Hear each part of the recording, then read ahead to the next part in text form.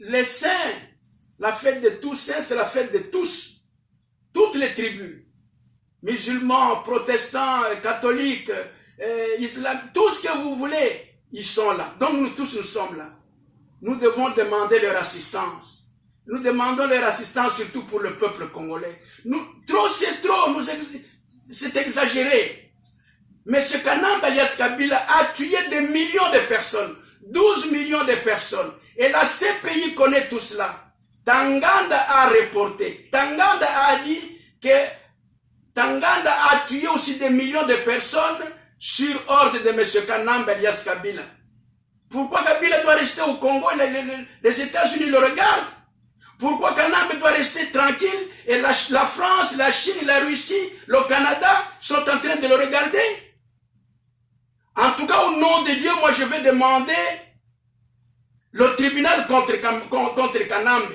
Et je demande à toutes les bonnes églises, pas seulement les églises du Congo, mais les églises d'Afrique et toutes les églises du monde, de pouvoir m'assister pour que ce monsieur-là réponde au mal qu'il a fait. 12 millions de personnes. Ça signifie que le Gabon n'existe plus. Ça signifie que le Cameroun n'existe plus. Ça signifie que le Centrafrique n'existe plus. C'est-à-dire, il a tué des millions de personnes et on le garde. Pour quelle raison?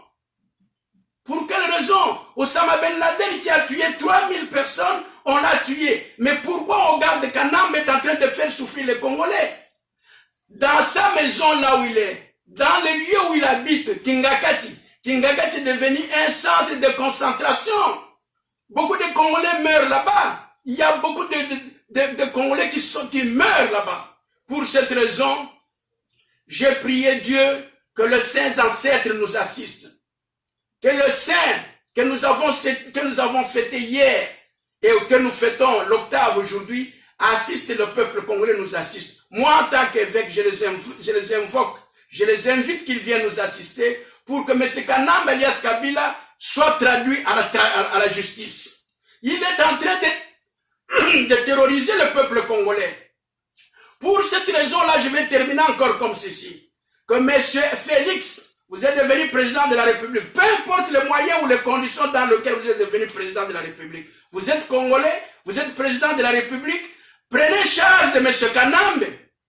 Moi, personnellement, à mon niveau en tant qu'évêque, je vais vous donner les jours. Je ne vous donne pas le nombre. Je vous donne le nombre je ne vais pas vous donner le nombre de jours, mais je vais calculer moi-même. Si ces jours-là passent et que vous ne faites rien, c'est-à-dire vous laissez le lion dans le bercail du Congo pour qu'il puisse terminer tous les Congolais, alors vous et lui, je vous mettrai devant le tribunal. Faites de sorte que ce monsieur-là, voilà, il est en train de chercher de revenir au pouvoir. Mais c'est quel courage! Après avoir commis des crimes et des crimes, pas seulement des crimes humains, mais des crimes économiques. Combien de milliards qu'il a pris du Congo, et le Congo est pauvre aujourd'hui. Plus de 645 000 milliards qui se trouvent entre ses mains, qui se trouvent dans d'autres banques. Tout ça, c'est l'argent du Congo. Et je prie Dieu que la justice se fasse. Alors, pour terminer, je demande à toutes les bonnes églises, du Congo d'abord, et de l'Afrique et du monde. Je demande à tous les avocats du Congo d'abord, de l'Afrique et du monde, de pouvoir m'assister pour que M. Kanamba Alias Kabila puisse être traduit au tribunal. Qu'il soit en justice, parce qu'il est en train de commettre la vie du peuple congolais n'est plus... La vie n'a plus de sens. Au Congo, la vie n'a plus de sens à cause de lui. Et qu'il y ait une enquête dans la concession qu'il habite aujourd'hui. Les gens sont en train de mourir. Nous avons beaucoup de preuves. Et nous demandons à toutes les bonnes églises du monde, commençant par les églises du Congo, de pouvoir se mettre à côté de nous pour que nous puissions traduire M. Kanamba Alias Kabila au tribunal. C'est monsieur pourquoi je vous dis ainsi. Moi, j'ai écrit une lettre plutôt à l'année 2016. J'ai écrit une lettre que j'avais donnée à son ambassadeur qui est ici aux États-Unis pour lui dire qu'il demande pardon. Pour tout le mal qu'il a fait, s'il demande pardon, il n'y aura rien. Jusqu'aujourd'hui, il n'a jamais rien fait. Je vous lirai la lettre dimanche prochain.